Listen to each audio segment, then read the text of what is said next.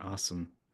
Now, Lauren, we didn't talk logistics. Do you want me to share my screen for your presentation or do you have yours? Oh, you're on mute. Sorry, I can do it. I have it right Cool. here. Awesome. Well, we'll let folks kind of trickle in here. But I was just teeing everybody up. This is our kind of bi-weekly webinar series. Obviously, this week we've got two coming up. So very excited to have you on today, Lauren. I know every time you post something, whether it's in your newsletter or on social media, we always learn something new. So we thought, who better than to have on than you? Thank you. I mean, I'm a big Podchaser fan. I tell it comes up in every single presentation I give to everyone. So thank you for how you make all of this easier for me. So thank you. Well, that's why we love you. So thank I you. gotcha. Cool. Well, let's go ahead and get started, Lauren, if you want to share your screen. Perfect. Oh, Oh, I think, wow. There we oh, go. there we go. And just as Lauren is getting this queued up, we did get a couple emails prior to the event today asking if there's going to be like a repository or a library of all of our previous webinars. I am currently endeavoring on the very fun project of migrating everything over to Podchaser's YouTube channel.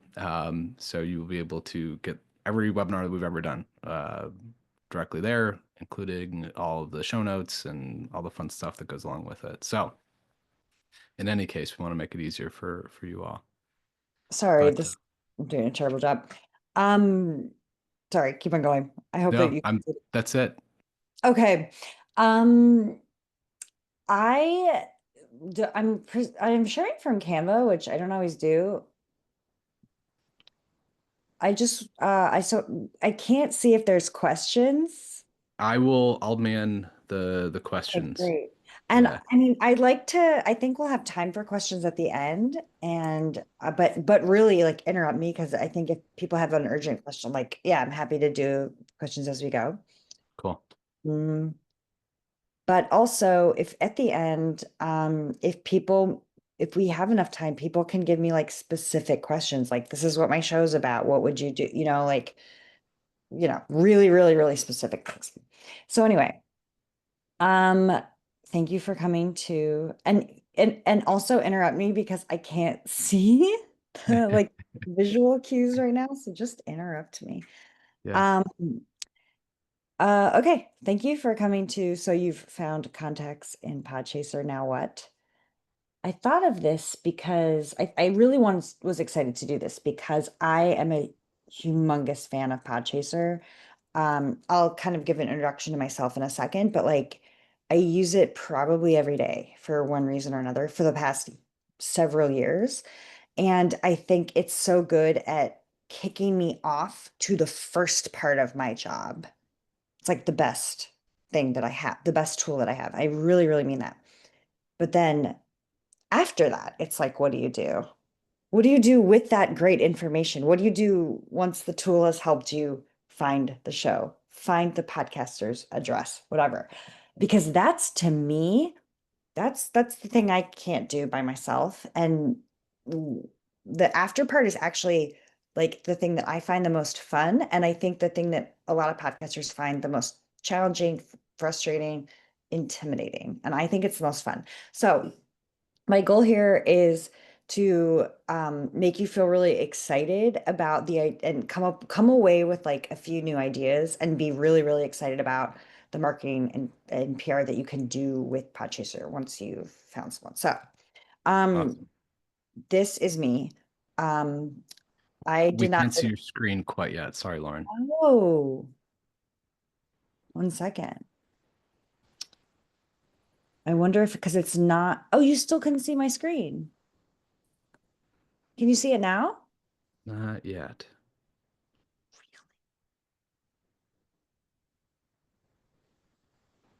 There we go.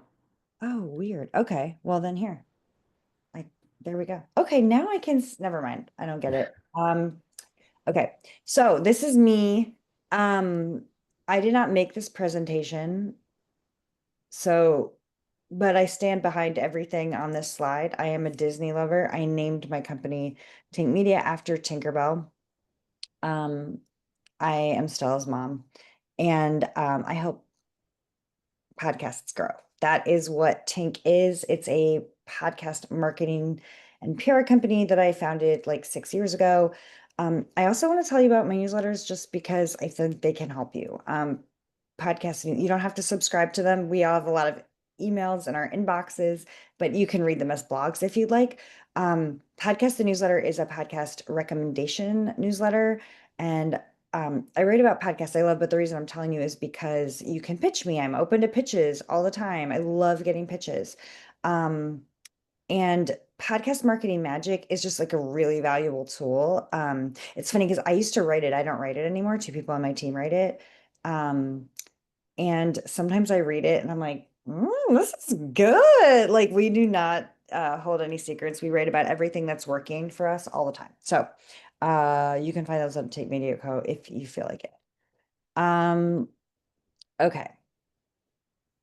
So here are a couple things that we're gonna go over. Um, things that you can do with, so you found, I'm thinking like, I'm trying to think of my own journey, and I actually would love to hear from other people about different ways they use it that they have questions about, because the main thing that I'm using it for my clients, which so I get clients, a lot of indie clients, I get clients that are part of other networks, all sorts of different kinds of podcasters. Um, and basically, what I think works, you know, in podcast growth, there's the PR side, which is basically we pitch to, you can pitch yourself to apps to be featured on apps. You can pitch yourself to be on other podcasts, and you can pitch yourself to podcast newsletters, other kinds of editorial. That's kind of like what we focus on. And other than pitching yourself to be on other podcasts, you probably don't need Podchaser for. Um, but what but pitching yourself to other podcasts is one of the most effective things you can do for most people. I think there's some exceptions. It's harder if you're a fiction show to pitch yourself to be interviewed. Uh, just that's one thing that isn't the easiest. Um, but what works for all shows is, and I mean this, if I had to sum up in one word what works to grow a show, it's audience borrowing an audience, period. Yeah. Um, and what we do, when I get a new client, this is going to sound very cheesy, so you can rephrase it however you'd like. But when I get a client, I'm like, okay, who are their podcast friends? Where are the podcasts that the audience is so I can borrow from them? And then I identify them, I listen to the show, I do research, and then I pretend to set up my client on a podcast play date with their new podcast friend, and I figure out what that partnership is going to be. So I use Podchaser to find the podcast friends, which means, I start with typing in my client and finding out what other lists come up. There's that, you might also like this, like I find comp shows. Basically, I use Podchaser to start going down rabbit holes and make a list of these podcast friends. And then going through and comparing, I look at the analytics to figure out how big they are. Like I use all those tools to figure out which ones should be my podcast friends. Hugely important. Then I go through and I look and figure out what the podcast play date would be. And I'm going to give you some ideas for what those podcast play dates would be. And the podcast play dates are what is going to grow your show. Now, really quick, if you pitch your show to Apple Podcasts and you get featured by Apple Podcasts or some of the pitching stuff, um, there are exceptions to this. In fact, there's exceptions to almost everything. So if anyone tells a growth person tells you otherwise, they're probably lying to you. Although I can't say with certainty borrowing audiences um, works. Uh, you might get a spike if you get featured by Apple Podcasts because you're going to get thrown in front of a ton of people, a ton, and you'll see a spike and you'll be like, woohoo, that number will go down because some of them will go away. What I'm talking about with these podcast friends that I'm using Podchaser for, um, that is going to be slower growth, but it's going to be the kind of growth that you want, but it does take time. So some people say, I did a promo swap, and I'll explain what that is, and it didn't really do anything. I'm like, well, you have to do them all the time, and it's going to take a long time. But the reason they work is because these play dates work because you're getting in front of the right people that you have identified and the people that are gonna, the perfect person who organically is going to become your biggest fan and they're going to come back again and again. And the best part is they're going to tell their friends about you. And word of mouth and someone telling their friend about you is really the best way to grow a show. So Yeah. we're going to be talking about pitching yourself for an interview, which huge. And I mentioned it's part of the PR part, but it's also part of the marketing part. It kind of goes in both buckets. And what I mean by that is whether you have a new show or you've had the show for years, um, you can be pitching yourself for interviews. Some of the promo swaps and feed swaps and stuff I'm talking about down the line, you might need to have more of a back catalog, and I'll explain why. But if not necessarily, but if pitching yourself for an interview is just good for almost everyone. Even I know I said it was a little bit harder if you have a fiction podcast, but that doesn't mean it's impossible. Um, Pitching a promo swap, pitching a feed swap, and pitching something creative. Um, let's see. And real quick before we move on, just a couple quick notes for those in the audience. So I know we've got quite a few of our literary agents and publicity directors at book publishers. There's a lot of authors and writers that have their own podcast just as means of distribution, a central place to store their content, etc. These are going to be really interesting tips for your types of clients because, as we know, like the book talk community, whether it's on Instagram or TikTok or whatever, a lot of them are doing podcasting as well. So finding those podcast play dates, as Lauren has framed it, I think is a really smart way to engage with some friendly conversations earlier on and hopefully build up their guesting muscle along the way. And then if you're like an agency that's doing production on behalf of clients, so like you're producing somebody else's podcast, like Adrian, I know you guys are doing a lot of that on your side. Identifying some of these friendlies is really easy to do. And I think, as you've noted in the chat here, Adrian, like relationships are a huge part of early success. And when you get that early success, it kind of starts to snowball into this greater confidence in the medium and so on and so forth. So I just want to orient you guys a little bit with some of what Lauren's talking about because I think there's some really interesting ideas to come. And I'll turn it back over to you, Lauren. Yeah, thank you. And it is, it's all about relationships. That's what I say when people are like, it's why I like my job so much because um it is all about relationships and that's why I think marketing has like a bad name because it sounds so terrible. And I think, especially as a podcast creator, someone making any creative person, you're going to be good at marketing and you're going to be good at marketing your own show because you're a creative person who understands it more than anyone. Um, so anyway, um, and I can see all the comments now. Can everyone see my screen now? Because it looked like it went away again. Yeah, it's been persistent for me, so you're good on that side. Great. Greg's good, Jules is good. Anyone who feels like participating in a show of hands of like how, or not show of hands, but like in the chat, if you did yes or no, do you know what these terms mean? Promo swap, feed swap, that kind promo swap and feed swap. Do people know what that is? Okay, good. Great. Oh my gosh, I'm so excited to talk to you all about this. Okay, let's go. Um, Oh, anyway, talking about we will get to that. But also I think that there's something that I like to think of as the like the pre-pitch. And this is kind of going back to us talking about how it's all about relationships. Um before, so you found the contact person. Maybe you've heard of them before. Maybe you already follow them, and that's why you looked them up in Podchaser. But maybe Podchaser helped you find them. I would say before I reached out, I would do the pre-pitch, which isn't even really a pitch. It's just a follow. I mean, maybe it's an email just saying, I like your work and your show is kind of like mine or whatever. It's engaging. It's following on social media, maybe liking some of their stuff. It's if this person has a newsletter, subscribe to their newsletter. Maybe you know, get an person if possible. I had emailed Rebecca Lavoie of Crime Writers On for something, and she never responded because people are busy. And then I went up to her panel at Podcast Movement and said, "Hi, I emailed you." You know, like that kind of stuff really works. Um, Also, I know this doesn't sound like a pitch, but doing someone a favor or something kind is kind of like a pre-pitch. Um, I do this kind of like accidentally sometimes. Like if I notice that two podcast that should be podcast friends, I will introduce them to each other. And sometimes that's a pre-pitch for me because maybe I'll go to that person later. It's all about relationships. So anything you can do to warm someone up to asking them for something. I mean, we're just humans, you know. I always joke that I mean everything's a pitch, you know.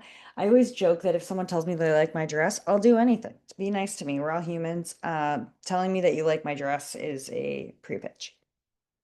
Um, okay. So let's talk about interviews first.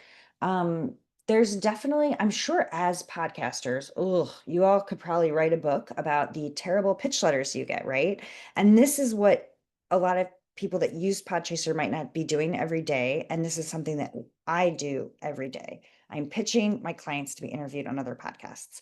And the main thing I want to explain is, um, you know, I the things that I'm trying to do with my pitch letters are, first of all, like all of this stuff, I'm just trying to get the other person to open the door. I don't need to tell the whole story. I need to get their interest and I need to get them to open the door so that if they respond, now I have their attention because they're getting a lot of emails. You are probably getting a lot of terrible emails that um for guests that make no sense. For, you know, maybe you don't even have guests on your show and people probably are asking to be on your show. Like the, I mean, um so anything that would stand out. So here's how I'm making my letters stand out. First of all, sometimes I'm offering something in return. In fact, I'm almost always trying to offer something in return. I'm not just saying, can my client be on your podcast? Usually. And sometimes that works. If they're big enough, that works. And maybe not. Maybe if they have if it's the perfect match or the perfect interesting story, or I know that that podcast is seeking out this particular kind of guest. But there's usually something you can offer in return.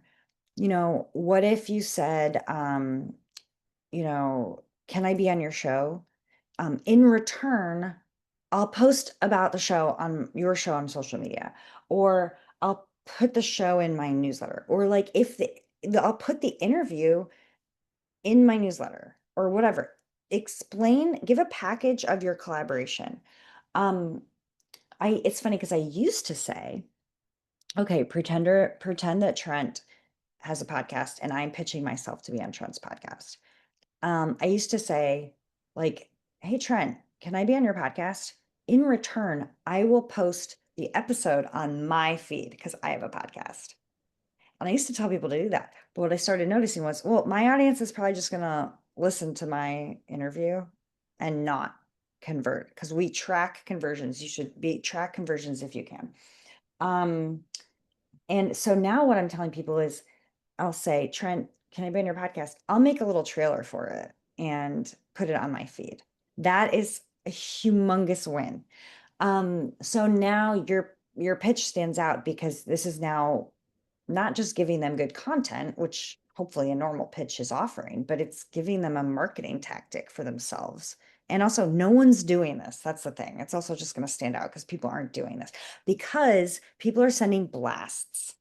And that's something I would not waste my time doing. I never waste my time doing a blast. We're making a list of people that are all getting the same email.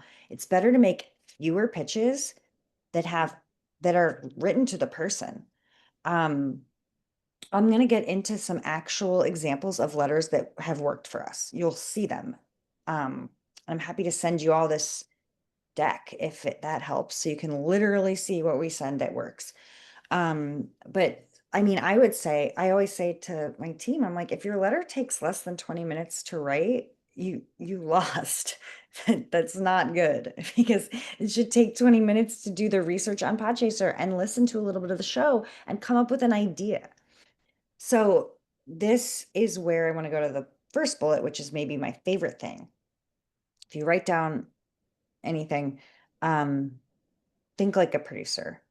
Um, Not thinking like a producer means sending out a blast. It's like, here I am, here's my client, had me on your show. It's putting no thought into what the producer's brain, what's going on in the producer's brain. What are they thinking? What are they looking for? And this actually goes back to kind of like the pre-pitch, which is being a fan of podcasts and being a fan of a show and having listened to the show and understand the vibe of the show, right? Because when you're looking for matches, you can't just look for a genre match. You have to look for a vibe match. Politics shows, two politics shows, those are genre matches. They really might not be vibe matches. You should not be pitching yourself to all politic podcasts. So maybe I mean, if you're a politics show, you could pitch yourself to a food show if if the vibe match is right. So you have to like put your producer hat on and think, what is the producer looking for? And what is my vision for this episode? And how can I help them see that vision? And so, for example, there's this podcast. It's not running right at this very second, but it's called The Only One in the Room. And Laura Cathcart Robbins interviews people about some time that they felt othered, the only person in the room. When I had the right client for this show, because I listen to the podcast, I'm a fan of it. I know all the segments that she has, so I know when my clients could speak to one of the segments in particular. You know what I mean? Like she looks for things in people's stories, so I can be like, "Ooh, I happen to know that this one thing happened to my client, so they're going to fit into your segment about this." Um, so I also know as a listener that every single episode is titled the exact same way, and it is blank is the only one in the room who blanked. Lauren Passell is the only one in the room who taught her cat sign language or whatever. I did not do that. I wish. Um, so that is the subject line of my email. It is the subject line is what I would call the podcast. And I'm doing the work for the producer. So they see I'm saying, by the way, this email stands out because you're not getting emails. You're getting emails that are like, Lauren Passell, teacher of cat, you know what I mean? Like I'm using the language that the producer uses. So I'm standing out, it's standing out, first of all. I'm doing the work for them because I'm sharing this vision and I'm also helping them understand the story that I'm wanting to tell. Podcasters are, as you know, you're looking for storytellers. And so if I can help explain the story is fitting uniquely into what they're already trying to do, that's amazing. Yeah, and Yeah. just real quick, we've always described that as show me you know me, right? And Mhm. it's a very simple thing, but it does not mean that it's easy to execute. And I think this goes back to, I think, a lot of the mindset around pitching podcasts. It's this new media. There's so many out there. My clients are really hot for it. We know that media newsrooms are shrinking, but like, let's just go out and pitch as many podcasts as we can. And again, to your point earlier, Lauren, like the spray and pray approach really does not work in this medium. There's a lot of reasons for that, which I'm sure we can get into in a bit as well. But those that take the extra time to show the host, the producer, that they know them, and it doesn't have to be hard. Like you said, 20 minutes of research time, 30 minutes of research time, key call out, look at how they titled their episodes. Very simple to take that already published information and then parlay it into something that is resonant with your client as well as the show. Checking out what are they talking about on social media, because sometimes there's a divergence between what they talk about on social versus what they talk about on their podcast. Like there's so many different opportunities to show them that you know them. It just takes a little bit more time. So I think one thing to take out of this section of the webinar would be this isn't a spray and pray medium. You have to take the time, you have to be diligent. And if that doesn't kind of jive with the way that you're operating, like let's just take a step back and recalibrate expectations for what the podcast medium really is, because it is so unique, especially compared to other media types. So quick interjection, but again, you're preaching to the choir, at least my choir. Yeah. And I'm glad you said that because I don't want this to seem overwhelming because really, you know this if you're getting these emails, people are doing literally nothing. They're sending blasts that don't even make sense. So doing the slightest amount of work will get your email opened, like almost nothing. Um, So, yeah. So, and also, so making these seem creative, putting a little bit of more thought. I'm going to give a couple more examples. Um, I had a client who was a journalist and she interviewed people on her podcast. And she wanted me to pitch her to other podcasts. How do you pitch someone whose their whole thing is that they interview other people? I can't be like, she knows she talks to a lot of people. She'll come on your show and talk about people. Mm-mm. I said, I went to people and said, hey, I went here. I'll give this specific example. Her name is Kimmy Culp. Her podcast was called All the Wiser. It's not around anymore. I went to Danny Shapiro, who hosts Family Secrets. My client, by the way, does not have a family secret. In many cases, this would make no sense. I said, Danny, you have a podcast about family secrets. You interview people about their family secrets. Has anyone ever interviewed you about your family secret, which is why you started this entire podcast? And she said, no. And I said, may my client, the journalist, come on your show to interview you about your family secret, which started this whole podcast, and you've never done this. I couldn't even believe that she never had this episode. So yes, I got my client on this gigantic show because no one had ever thought about that. I'll give you another example. There's a podcast called The Best Advice Show, and it's amazing. It's been running for years. And Zach is a friend of mine. And I said, he interviews people about their best advice in like 10 minutes or less. It's a great place to pitch yourself. And I said, Zach, I don't even have anything to pitch. I don't pitch myself to things. But I was like, Zach, has anyone ever asked you about your advice? And he's like, no. I was like, can I please interview you about your advice? And he was like, yeah, I just ask another one and then I'll stop. But there's this podcast called Natch Butte. It ended. Jackie Johnson would interview people about their beauty routines. Her last episode, go listen to it. She says, you know what? I've been asking everyone these same questions. No one ever asked me. So this last episode, I'm asking myself the questions. I thought, oh, Lauren, gosh darn it, you should have thought of that. Think about that. A reverse interview. Pitch a reverse interview. One time and I swear, I'll stop. I had a client who her whole thing was kind of don't remember and don't understand enough. It was like tarot readings, but with maps. I don't know. I can't, it's too long, hard to explain. I wasn't like, can my client be on your show? I was like, can my client be on your show for an episode where she'll literally like take you, like do a reading for you on the podcast? So maybe you're pitching something special, like a service or something like that.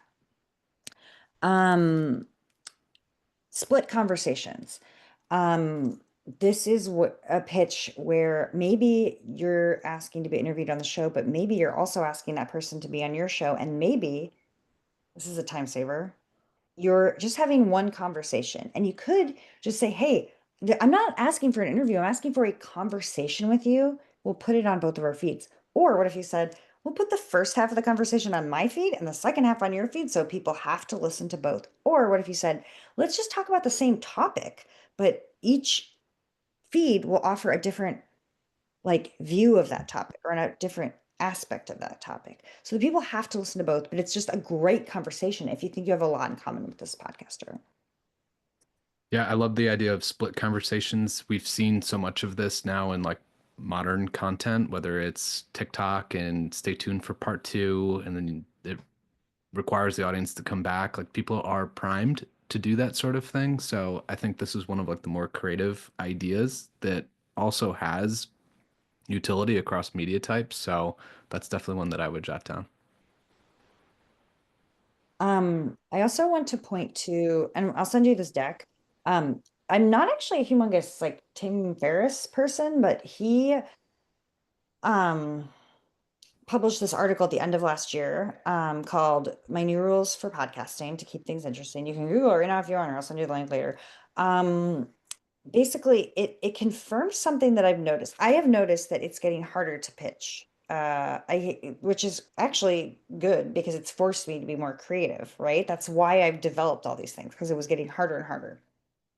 And Tim Ferriss announced that he's going to be doing things differently with his interviews. And I predict, and kind of already was seeing this happening, that that will trickle down and other people will start adapting it. And so I want people that are going to be pitching to know about it because you'll either be ahead of the curve if you're thinking this way or behind the curve. You can pick. Um, but also, I think.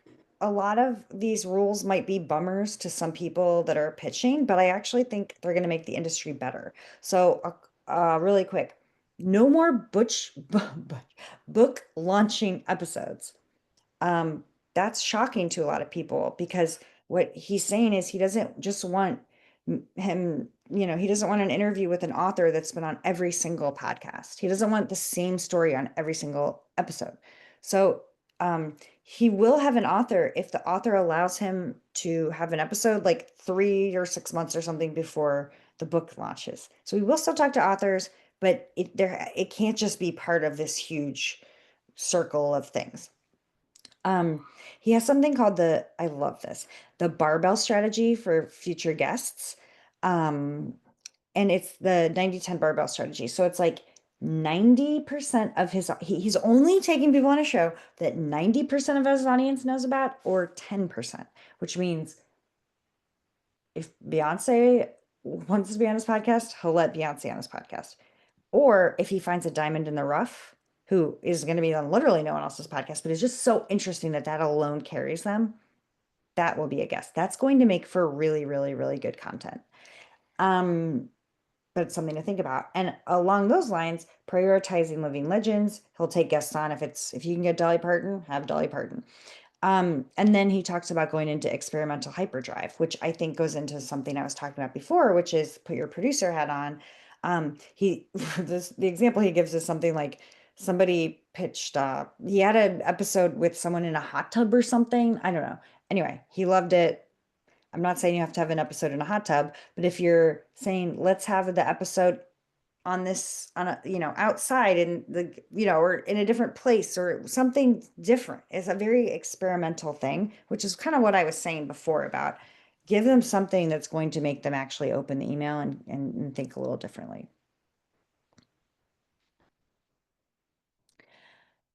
Whew, okay. Um, I think so true, Adrian. Adrian just said, I don't think clients being pitched by some booking services realize how much money is being wasted on bad pitches on their behalf. I mean, it's so true. Really frustrating. Okay, so now I'm going to talk about promo swaps, which I'm so excited. I know if you listen to podcasts, you know what they are. It's when you hear a podcaster say, if you like this show, you'll like this other show. And it's like a 30-second description of the other show. Um, maybe you hear them and you don't realize you can set them up on your own and that it's pretty easy. Um, and this is like a cool thing that I'm using Podchaser for, to finding these people to recommend a promo swap for. Um, and the definition is it's an ad exchange between podcasts that allow the shows to promote each other for free to their target audience. If it's not free, that's an ad. So you should not be paying for these things, which is why it's so great. I want to give a couple definitions of the types of kinds there are, and you'll probably like if you listen to podcasts, you'll know what I'm talking about. There's host read versus a pre-record or digital. The host read is if it's my show and I'm giving a promo for Trent's podcast. I'm saying, I'm Lauren Passell. I'm saying, hey, you know what I think you might really like? I think you'll like my friend Trent's podcast.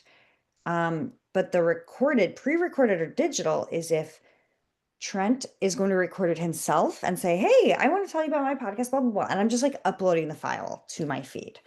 Um, there's always like debate about which is better, and I don't think there's a real answer. I tend to think almost always that it's better if on my show, if it's host read, and I am telling my audience to go listen to Trent's show because they are opting into me already. They trust me, they're used to my voice. I can convince them, right? However, sometimes if I have a client that's like doing an audio drama or something where the sound is really nice or it's really unique sounding or something like that, I will urge them to do digital because sometimes there's certain things that people need to hear for themselves. So that's how I would decide which to use there. Baked in or dynamic. Baked in means that the promo lives inside the episode and will not be taken out.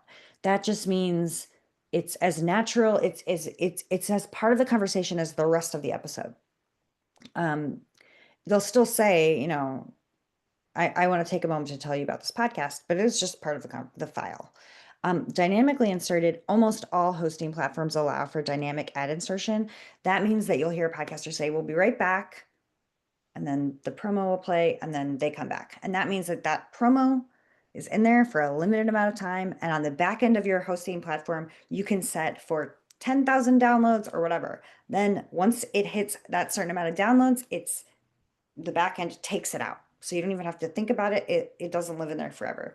Now, if you don't have a dynamic ad insertion or you don't want to do dynamic ad insertion, you can still work with someone who does.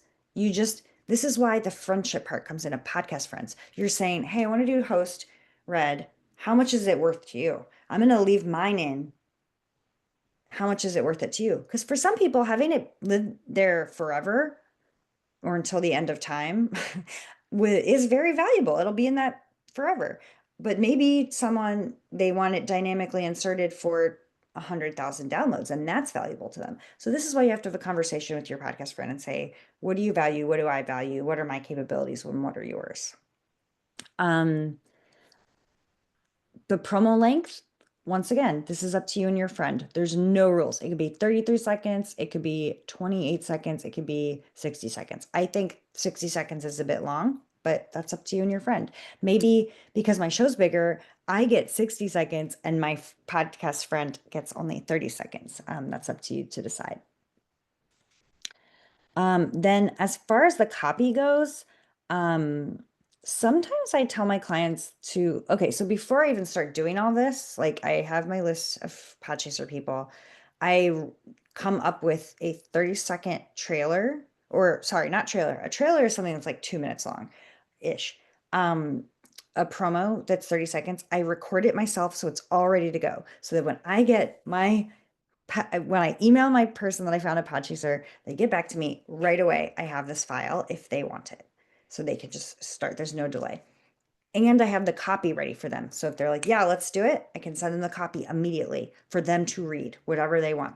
But sometimes I send talking points instead of direct copy because if someone has talking points, they're going to read it in their own voice. And if you're sending this to a lot of different people, they won't all sound the same. So that's why I sometimes recommend talking points. The copy really matters. Make it different every time. If I am doing a promo swap with Trent and I am writing copy for him to read, I'm going to say, hey, I'm going to tell him a specific episode of my show that he should mention because you don't want to just send everyone the same copy. Once again, spray and pray doesn't work. Make it unique for every single one. I need to explain to Trent's audience exactly why they specifically are going to like my show, and I need to do the work to drive them over. Never send the same promo copy to two people. Even if you did talking points, one of those talking points should be, here's an example, here's an episode I know you're going to love in particular. Okay, feed swaps. Maybe you have heard this, and you know what? You're probably going to be like, oh, I hate that. And I'm going to try to change your mind. Feed swaps are when you see an entire episode of another show in another show's feed. And people do this very badly, and that's why you probably don't like them. Sometimes networks will just blast a new show into a feed. It feels invasive. I did not sign up for this. Done well, they're really good. And I'll tell you two examples. 99% Invisible and Search Engine do this really well. And the way you know is I'll be listening to an episode of 98% Invisible, and they're like, and Roman will come and kind of editorialize it and give an explanation. And then suddenly you realize you're listening to an episode of something else, but you've been tricked, kind of, not in a bad way. He editorializes it, explains why that episode is there, why it makes sense, adds his own twist. It's way more work, but it feels like great content. It's not an ad. So you have to be transparent that your listeners are getting something that isn't yours, but also explain to them, do the hard work of explaining. Don't just drop it in. Explain why this is here. Put your own unique twist on it.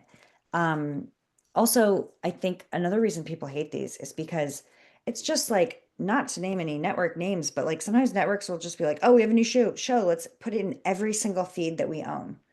Well, that's not being picky. So now I'm like, why am I getting this episode of something I definitely not going to like? Um, be really, really picky about who you decide to do this with.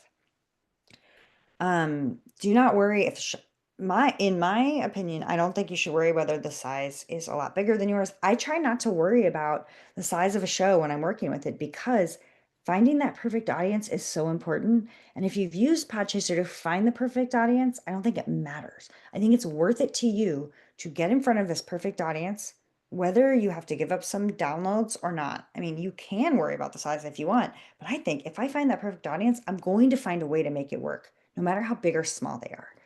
Um, Another tip is if you're a podcast listener, you know that like in August, it's like rerun, rerun, rerun. In December, rerun, rerun, rerun.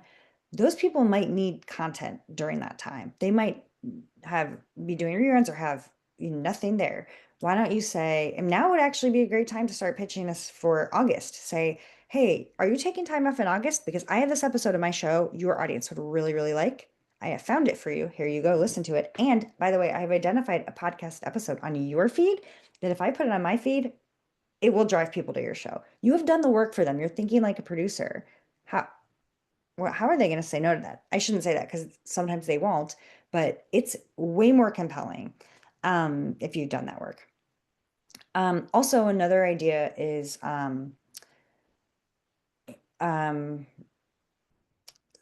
pitching the feed to go. Oh, never mind. That wouldn't work in this case.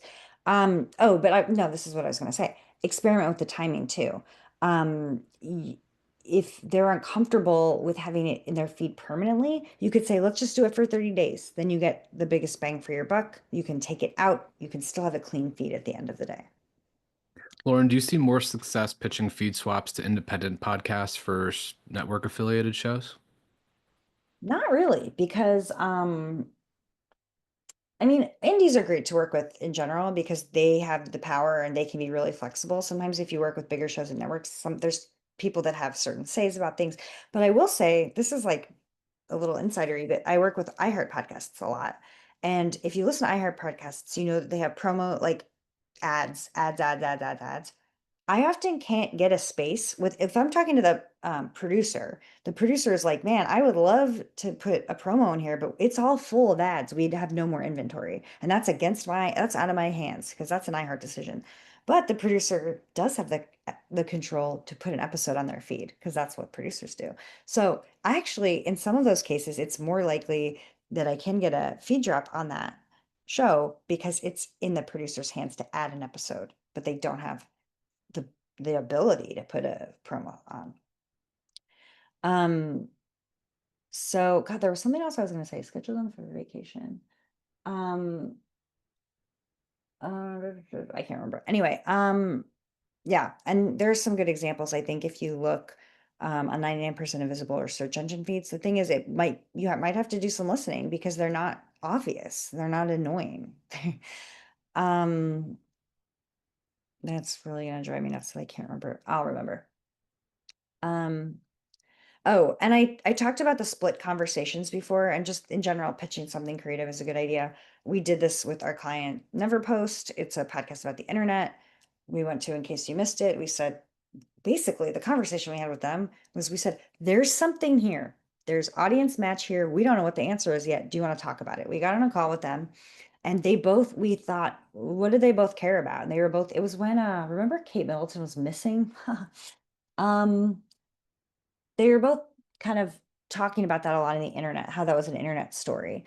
And so they had a two kind of different conversations about that, and it went on both feeds, and you had to listen to both to really get the full conversation. So there's an example.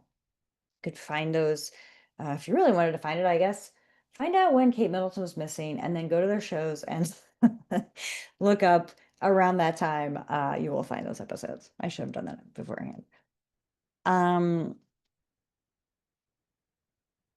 Okay, these are your friends. Sorry, didn't mean to skip over that. The pitch letters that come from us, we kind of already talked about this. We do not use AI.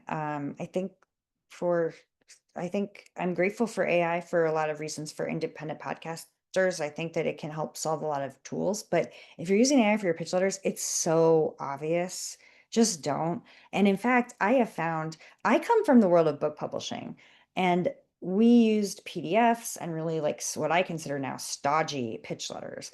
Um, I try to make the letters as casual as possible. I'm going to get into what some of them look like, and I'm trying to move a little quicker now because we're running out of time. I want to have time for questions.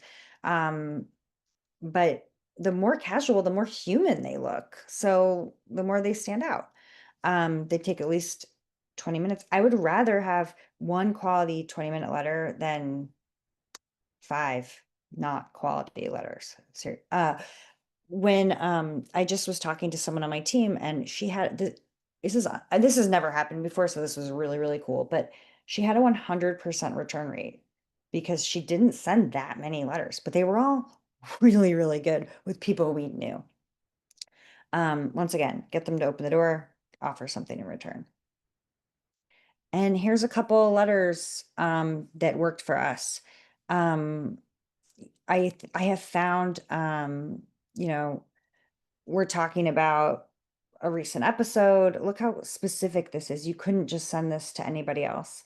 Um, I have found that I actually don't like this myself, but I realize I'm in the wrong. I don't like it when people highlight stuff and put stuff in bold because me personally, Laura Passell is like, hey, I'm like offended. I'm like, I was gonna read it, okay? Like, don't act like I'm stupid. But that is not how most people think. I actually talked to a lot of also people with ADHD who are like, the highlighting helps, the bold helps, highlight the ask, okay? Um, and then what I'm usually doing is I'm putting the ask, a really quick ask at the top. This one's actually a little longer than normal. If I know someone very well, the ask is usually maybe a couple sentences. And then I say more below. That's where I put the stodgy stuff that might appear in a PDF or something. I know PDFs.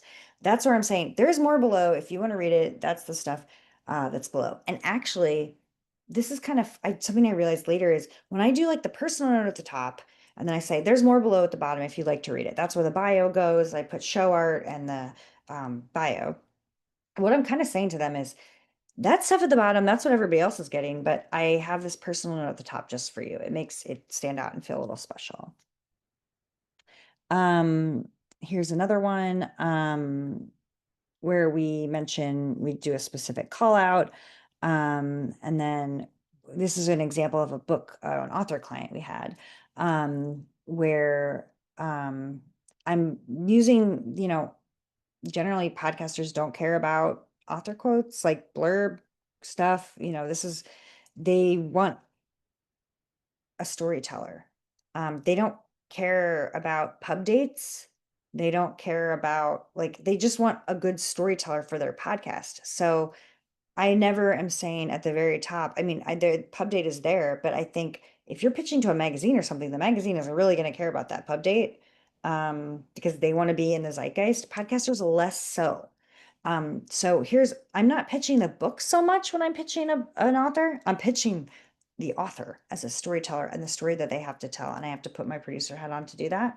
And then, by the way, I say at the bottom, by the way, there's this book that's here too. And this wasn't a blurb. I pulled this quote, "My mother carried a powerful secret," myself, um, because I knew that that was what the podcasters would want to hear. Um, Here's another one. I really like this one because um, the emoji and the video trailer, and it was a sneak peek. So giving these podcasters something that feels like special. Even sometimes we'll give advanced audio.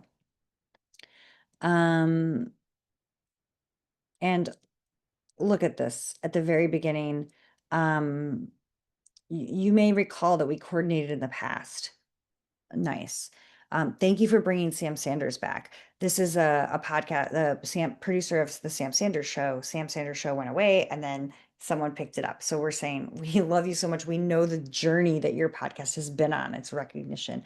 And she says, this is not written by me. She said, we're all very excited about that at Tink. Lauren even wrote about it in her newsletter because I wrote about it in my newsletter. So that's also indicating that we're podcast fans, we're podcast listeners, we're part of the community. We appreciate what you do. Um, okay. That's it. Here are ways you can pitch me, your podcasts, you can find me. Um, and I'm not on social media a ton anymore, but I'm sorry, I feel like I went kind of fast at the end, but I'm happy to send the deck to you, and I'm here for questions if you have any questions. And Trent, maybe there's something that I kind of missed or forgot that you could bring up. No, this was great. Thank you, Lauren. We did have a couple questions come in, and one goes back all the way to maybe 10 minutes. And Greg asked, what are some ways to track conversions? I know you emphasized that point, but Greg looking for a little more meat on that one. Yeah, I mean, that's a huge topic. I just spent an hour talking about that for Radio Boot Camp the other day. We used to use Chartable, Hmm. and Chartable is not around anymore, so that kind of stinks. Basically, you can use tracking links. I think right now podcasters are all searching for their own ways to convert. Um, I think tracking links are a good way, but sometimes something on your back end can help. But also the what is it? It's Libsyn, I think, has like there are certain tools out there. God, what is the one? I'm sorry, I can't remember. I'm gonna have to email because there's one thing that we're experimenting right now with. You know what? I'm going to actually ask my team because I'm embarrassed I can't remember the name of it. I'll get that to you by the Yeah, yeah, uh, before the end of this. no worries. For some of our clients that might be representing their own clients and their clients don't have podcasts, I've had this idea. You tell me if it's crazy, stupid, brilliant, somewhere in between. Does it make sense for the person who's going to be the guest on a show to spin up their own feed? They don't have to go crazy in terms of production. Yes, they should probably have a decent microphone, but they publish their own feed. Maybe they're getting interviewed by somebody within the organization, a third party, what have you. And then if they're not having success booking the client as a guest on other people's show, potentially then pivoting the promo swap and or feed swap with their pre-recorded content that lives in this kind of parked podcast, if you will. Does that make sense? Did I describe that okay? They don't have a podcast, but they're kind of like making a podcast just Yeah, for it's the sake of doing promos. right. Well, what would live on that podcast? All of their interviews? Yeah, yeah, all of their interviews, maybe pre-recorded interviews that they've done with folks internally within the organizations, that sort of thing. Yeah, I think I've never even thought of that. I think that's a great idea. Um, it might just take a little bit extra convincing, but in Yeah, a way that is going to stand out. So yeah, I think that's great. I think that's a great idea. cool. When it comes to guesting and getting people on other people's shows, what do you view as like reasonable expectations in terms of success rate, in terms of when they can see like the fruits of the labor that go into it? Anything from that side that you square your clients with in terms of expectations? I mean, it's an impossible question, unfortunately, especially because it takes so long to tell. Um, I would say conversion rates, though, like, I mean, a 2% conversion rate or 3% conversion rate is really, really good for advertising. So I would say maybe it should be higher if it's like really, really, good content. But so that's like a good conversion rate for based on how many people you're hitting up. But timing wise, it just really depends. Podcast listeners can listen to things at any time. Things can blow up at any time. So I think that's why it's just kind of good to keep it's consistency. Be consistent and you will see an uptick if you're doing Yeah. these. Yeah, the one cautionary tale that I usually tell clients, just in terms of timing, we were working with the Stanford Graduate School of Business about 2.5 years ago and secured an opportunity for one of their professors to speak on The Moth. And if you know anything about podcast or storytelling, like The Moth is kind of like the one of the more preeminent shows for storytelling. Well, in any case, we secured this opportunity for them in February. That episode didn't actually go live until the following January. So there was like an 11th month lead time. And depending on the type of show that you're pitching or working with, we have no control as guest bookers or pitchers over production cycles for podcasts. Obviously it's going to help if there are certain topical elements or newsworthy things that we can interject our client into. Sometimes we call that newsjacking. but it can really be an 11-month process. So just because you hit record on what's today, June 4th, does not mean the episode's going to go live on June 6th, for example. But have you seen variance in terms of from record date to go live date? Yeah, and sometimes the bigger the show, farther along. Like, but sometimes I spin this for my author clients as a good thing because they probably won't. Authors always need something for paperbacks. And either you can say, you could ask them, you can't ask for before, but you could ask for later. You could say, could we run this? If it's like 9 months away, you could be like, can you actually hold it for a year? Because the paperback will be coming out. We can promote that.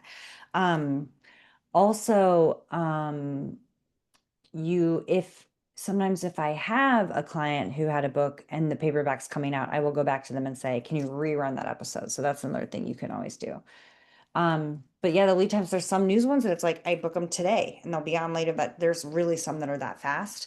Um, but I think that's kind of why it's such a good being on podcast is such a good tool, part of this whole pitching system, because it's like the other kind of media is gonna fade and go away. The podcasting stuff will stick around. Definitely. Well, we have 5 minutes left. Any other questions or comments from the chat? Looks like we kept most everybody throughout the duration, so good job.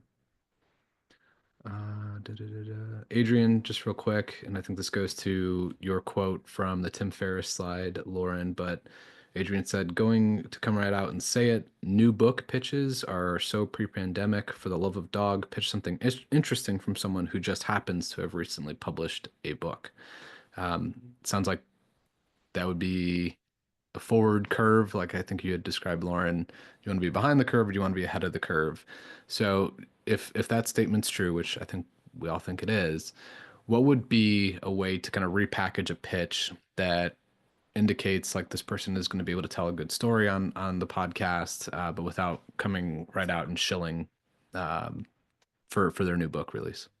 I think it all starts with being a podcast listener and having Mm, listened to the podcast. Because if you listen to the podcast and it's a good match, it will come so naturally. yeah, It'll become, I mean, honestly, I do a lot of pitches, not of my clients, where I'm just like, you should have this person on your show. I do. Those are my best pitches ever because I'm just like enthusiastic about this idea because I'm thinking like a producer. So I would say, don't even, you don't even have to mention the book. Just say, oh, why? But the story, the book should be kind of an afterthought, I think. Like it's like this story is so up your alley, and it's going to be a good episode for you because I'm putting my producer hat on, making you see that, and it's going to make your podcast better. It's going to stick out. cool, good.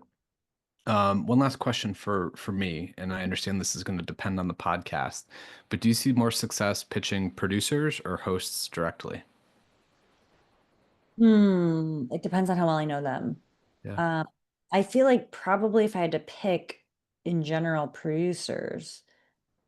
But sometimes if I get the host, they'll pass me on to it's like a way to get passed on to the producer to be like, hey, you might want to pay attention to this email. So I think if you can get the host, it's always worth going to the host and seeing what happens because they might have a lot of power. But sometimes the hosts don't know what's going on. So I don't know. I think this is why it goes back to like knowing the show and knowing how big the team is. Um, I would say if you know the host though, that's Yeah. really good to start there. Cool. And then one final one for me. Obviously, Podchaser, we're providing contact information for the shows and oftentimes social handles for the shows. How often are you pitching via email versus pitching directly on social? Almost always email. Yeah. Cool. Done. We've Crushed it. solved the problem of podcast growth. Um, Thank you for having me. I love Podchaser. Thank everyone at your team. Send a email wide, company-wide email saying Lauren Passell says thank you for making this great thing. And thanks to everyone that was here and hanging in. And Trent, I'll send you the deck and you can share it with everybody.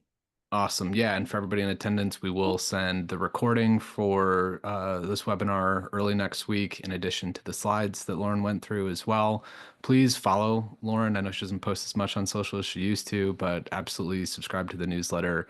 You've got one really valuable resource. I think it's like effectively a database that you've created of podcasts that are looking to collaborate.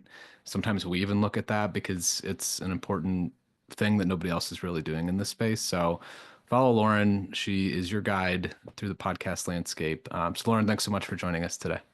Thank you for having me. And I think you already do have the deck. So, Oh, yeah. yeah. Cool. We're good. Thanks. Have All a right, good one. guys. Cheers. Have a great day. Bye.